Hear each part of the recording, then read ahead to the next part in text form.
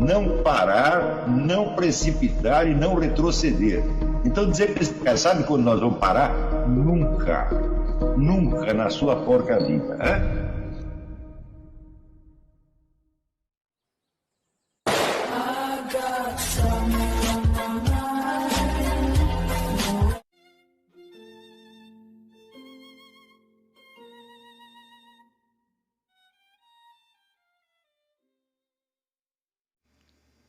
E aí pessoal, tranquilo?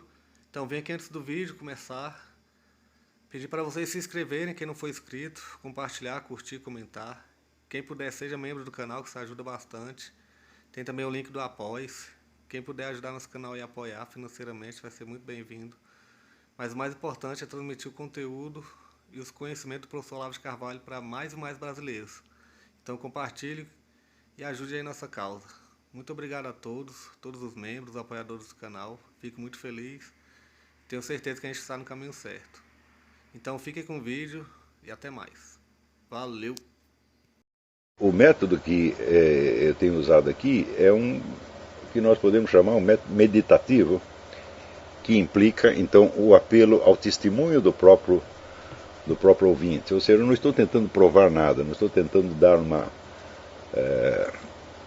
colocar uma série de afirmações e sustentá-las com argumentos. Então, a prova aqui se encontra dentro da mente, da memória do ouvinte. Ele pode confirmar se as coisas são assim ou não. Então, claro que às vezes a exposição dos resultados de uma meditação assume uma forma que parece ser uma argumentação e muitas vezes incita o ouvinte a terçar argumentos em torno daquilo, mas é evidentemente uma perda de tempo, né? A arte da argumentação, ela serve para muitas coisas, serve para o direito, para a vida política, etc, etc, mas os usos dela da filosofia são de fato bastante limitados. Quando nós lemos, por exemplo, os diálogos de Platão,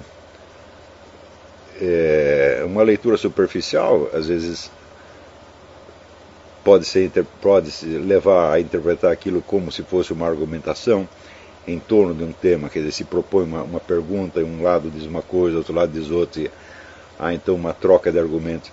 Mas isso é apenas a superfície da coisa. Num extrato mais profundo de leitura, você descobre que o que Sócrates está tentando fazer não é vencer uma discussão ou provar alguma coisa, mas levar o seu ouvinte a perceber alguma coisa.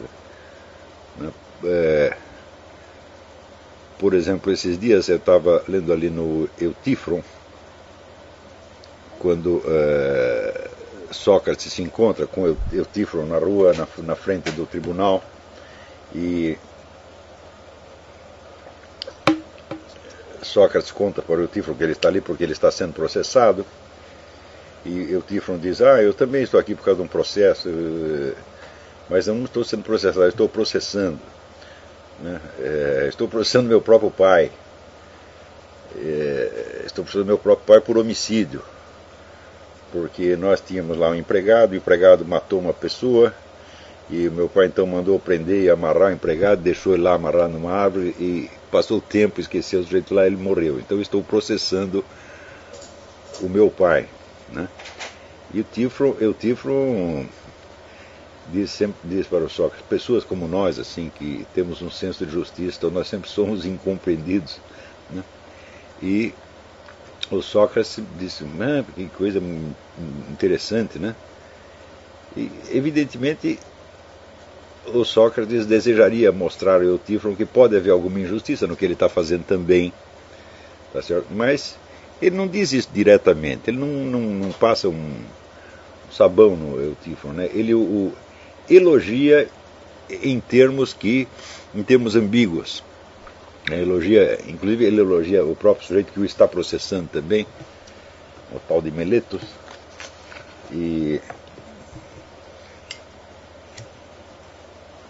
mas em termos ambíguos, que nós diríamos tão irônicos. E a finalidade da ironia é exatamente levar o ouvinte a fazer ele mesmo, por dentro, uma pergunta que, se lhe fosse apresentada de modo explícito, talvez provocasse resistência ou enrijecesse mais ainda na sua posição.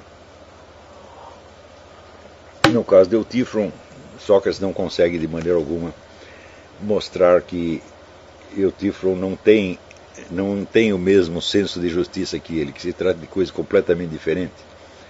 Quer dizer, você ser processado injustamente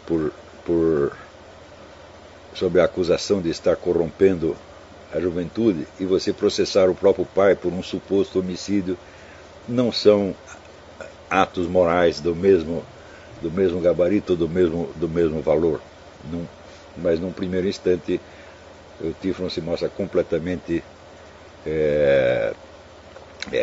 impervio, impenetrável a essa diferença. Então, logo em seguida, depois, o diálogo toma o rumo de uma troca de argumentos em torno da questão de se o que os deuses determinam é bom porque vem dos deuses, ou ao contrário, eles o determinam porque é bom. Essa é uma questão que pode surgir na esfera da argumentação e que, por mais que você desenvolva a arte lógica, você não chegará a uma conclusão jamais. Tá certo? Então, como nós poderíamos responder uma coisa dessa, se na própria formulação já vem a ideia de projetar sobre a constituição, sobre a natureza dos deuses, a distinção que nós fazemos entre o que em português nós poderíamos dizer o bem e o bom, aquilo que é certo, etc., e a pessoa, o ente, que é bom. Se as coisas pudessem ser boas, independente de uma entidade supremamente boa, que infundisse nelas a sua qualidade, então o bem seria exclusivamente uma qualidade que está anexada a certas coisas. Certos atos são bons, certas coisas são boas e outras são más. E o bem, nesse sentido, não teria substantividade alguma, ele simplesmente não existiria enquanto tal. É isso? Então, a própria formulação da questão, ela reflete, vamos dizer, uma maneira totalmente abstratista de colocar as coisas. E quando Sócrates aceita discutir as coisas nesses termos, desta maneira, por esse processo argumentativo, ele sempre o faz ironicamente. Quer dizer, Sócrates, no fundo, ele não acredita neste método de argumentação, e por isso ele usa o método de argumentação como uma aparência para, vamos dizer, uma investigação mais profunda, de ordem meditativa, à qual ele está convidando os seus interlocutores.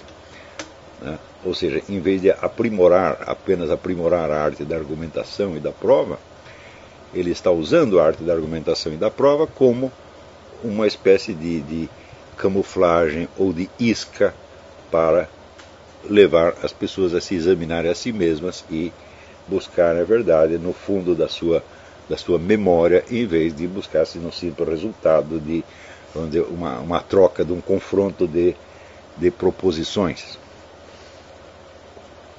Então,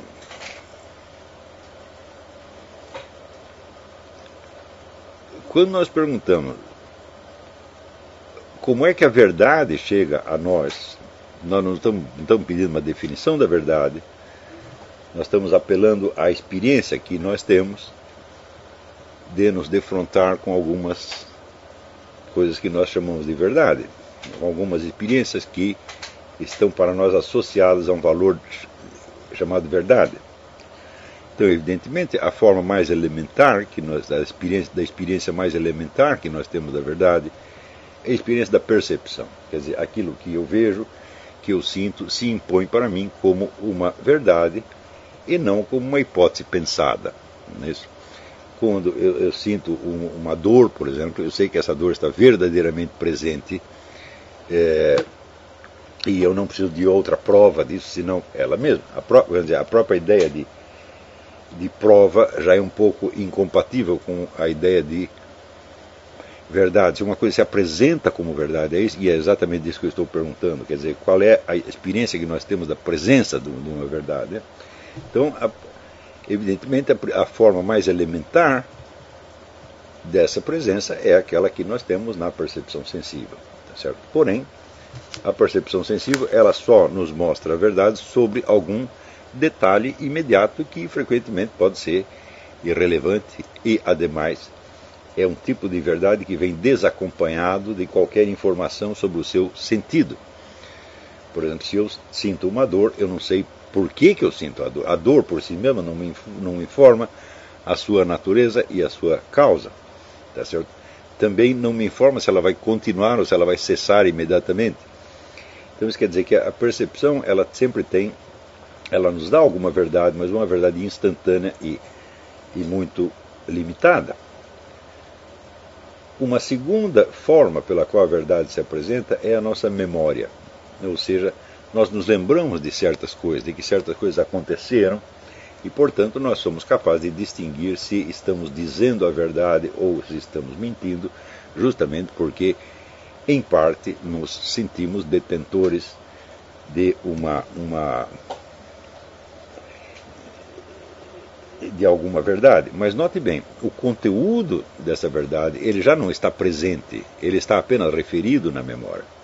Quer dizer, eu me lembro que as coisas se passaram assim ou assado, mas esta forma de apresentação da verdade já é uma forma indireta e como que diluída, tá certo? Sem contar, vamos dizer, que a memória pode ter uma falibilidade muito maior do que a percepção. Então, quando eu digo que eu me recordo de alguma coisa e que no conteúdo do que eu me recordo existe veracidade, tá certo? Eu estou sendo testemunha perante mim mesmo de algo que não está mais presente, tá certo? Então nós dizemos, essa já é uma forma atenuada da veracidade em relação àquele caráter imediato e, vamos dizer, imediatamente convincente da percepção. Inclusive, nós podemos nos recordar das coisas com alguma insegurança ou com alguma nebulosidade, mas algum conteúdo de verdade existe ali, tá certo? E, em terceiro lugar, existe a verdade teorética. Quando, por exemplo, nós enunciamos uma lei de física ou alguma verdade filosófica geral que nos pareça verdadeira. Então, se dizemos, por exemplo, que, sei lá, a matéria atrai a matéria na razão direta das massas, na razão inversa do quadrado das distâncias, acreditamos que estamos dizendo uma verdade e que essa verdade pode até ser provada experimentalmente. Se enunciamos o resultado de uma investigação estatística ou coisa do gênero, também acreditamos que isto traz para nós alguma verdade, mas prestem bem atenção.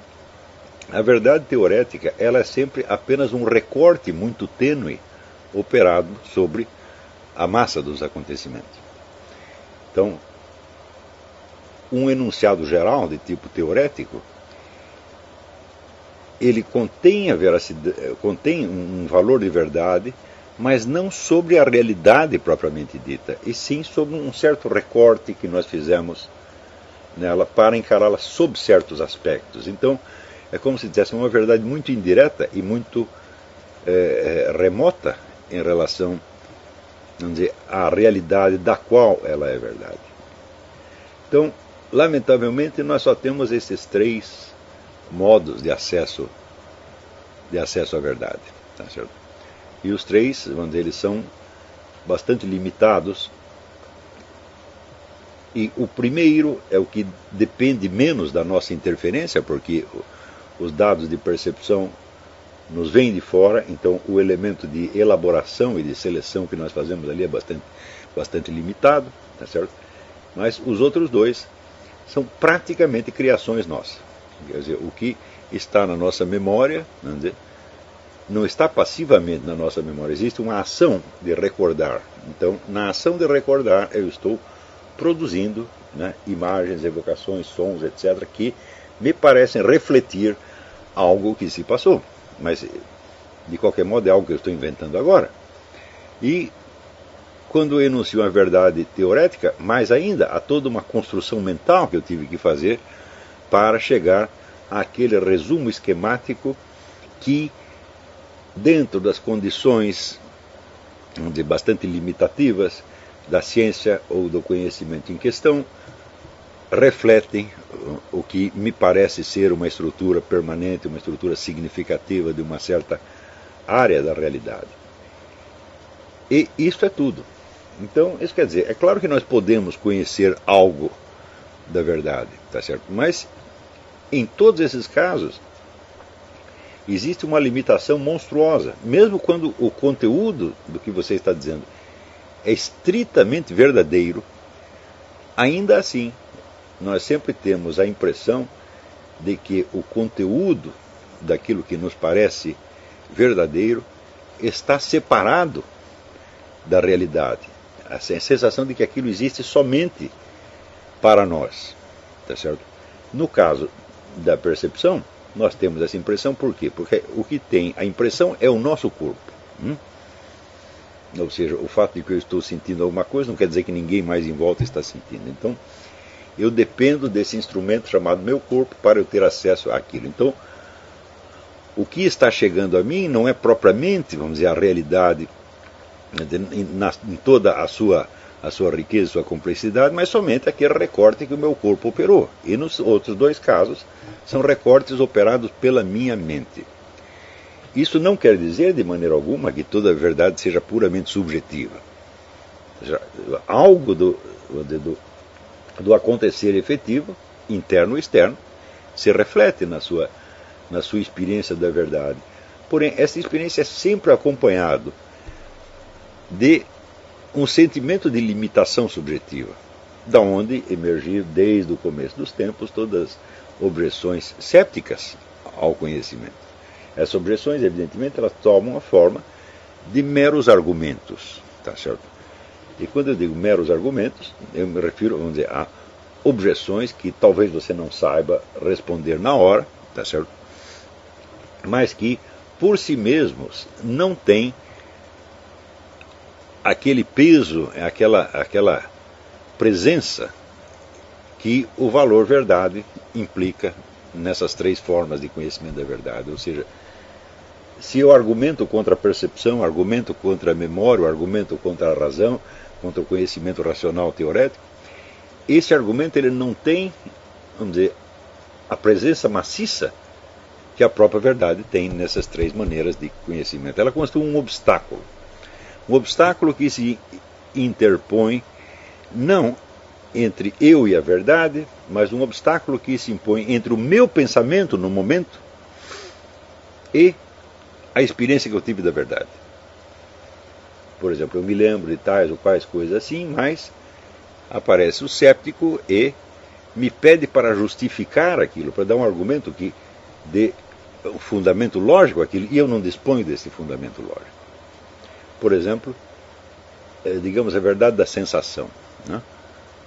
Então eu sinto tal ou qual coisa e o céptico me argumenta que esta sensação pode ser apenas uma transformação que se passou dentro do meu corpo, que não reflete necessariamente o que está se passando em torno. Por exemplo, a sensação de frio não significa que esteja frio em volta, realmente. Então, ou seja, o céptico introduz uma cunha, tá certo, entre o meu pensar e o meu perceber a verdade. Seja o perceber pelos sentidos, seja o perceber pela memória, seja o perceber da verdade teorética. Então, estas objeções elas podem chegar a ser completamente paralisantes. E a maior parte das objeções cépticas são apenas pegadinhas, que nós, com um pouco de engenhosidade lógica, nós podemos desmontar, mas que no momento em que se apresenta pode ter um efeito efetivamente paralisante. Mas o que interessa no caso, para o que eu estou dizendo, não é o valor das objeções sépticas, mas a simples possibilidade da sua existência. Ou seja, não há nenhuma verdade que possa chegar a nós que não possa ser separada de nós pela objeção séptica. Ou seja, nenhuma forma de veracidade que chega até nós, nem a veracidade do cientismo, nem a da memória, nem a da evidência teorética, tem para nós aquele valor impositivo e inegável que a tornasse absolutamente imune a toda e qualquer objeção séptica. Por mais verdadeiro que seja aquilo que você crê, né, por mais razões que você tenha para crer naquilo, seja a razão da experiência, seja a razão da própria razão, da lógica, tá certo? Nós nunca estamos imunizados contra a objeção séptica. O que significa o seguinte, que a capacidade humana de chegar à verdade, ela está permanentemente ameaçada. Ameaçada desde fora e ameaçada desde dentro. Tá certo? Então, isso não quer dizer que as objeções sépticas em si mesmas tenham valor. Tá certo?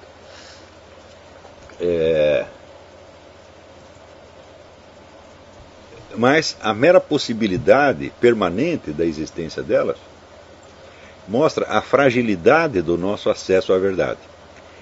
Ora, nós podemos dizer, esta fragilidade está em nós? É uma limitação da nossa mente? Ou é alguma outra coisa mais séria? Vejam o caso da verdade que chega a nós pela percepção. Quer dizer, é a minha percepção que é limitada, ou o próprio modo de apresentação dos objetos sensíveis a nós também é limitado? É claro que é. Eu já dei esse exemplo algumas vezes nas aulas. Por exemplo, tudo o que você vê pela sua superfície exterior apenas. Tá? Porque se você quiser ver os objetos por dentro, você terá que desmontá-los. Tá certo? E, evidentemente, desmontados e exibidos na sua estrutura interna, eles já não são o que eram antes. Por exemplo, se você pegar um relógio e você o desmontar nas suas peças para ver como ele é por dentro, ele não é mais um relógio. Ele não funciona mais como um relógio.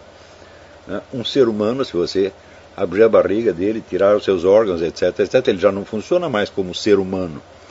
Tá certo? Ou se você pegar como, por exemplo, antigamente na escola, nas aulas de geometria, o professor nos fazia montar cubos e paralelepípedos e pirâmides de papelão para ilustrar então, os sólidos geométricos. Ou seja, você montava aquelas figuras no plano e depois você recortava, montava e colava as suas arestas. Tá certo? Mas, para você saber, bom, de que se compõe, então, por exemplo, este cubo, ou este paralelepípedo, ou esta pirâmide, bom, você abria de novo a figura, só que daí ela já não era mais um cubo e nem uma pirâmide, mas era apenas uma figura plana. Então, no plano, eu podia ver todos os lados do cubo ao mesmo tempo. Mas ele não era mais um cubo, ele era uma figura plana. Né? Do mesmo modo, a pirâmide, eu desmontava, tinha lá um tetraedro, né? Eu via todos os lados dele, mas quando eu montava, eu só podia ver um ou dois lados ao mesmo tempo e ficavam os outros lados escondidos. Então, existe uma limitação no próprio modo de apresentação dos objetos a nós. E a esta limitação corresponde também, né, simetricamente, por assim dizer, a limitação da percepção que nós temos desses objetos. Note bem, ao usar a palavra limitação, eu não estou entendendo isso no sentido de um defeito ou de uma privação. Por exemplo,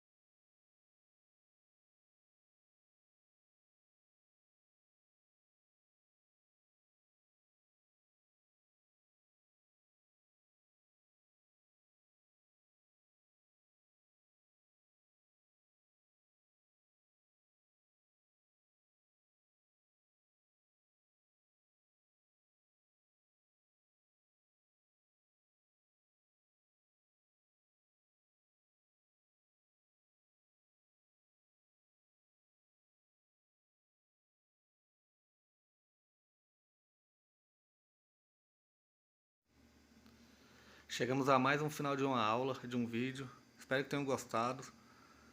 Quem não se inscreveu ainda, se inscreva, compartilhe, comente. Ajude o nosso canal, apoie, seja membro.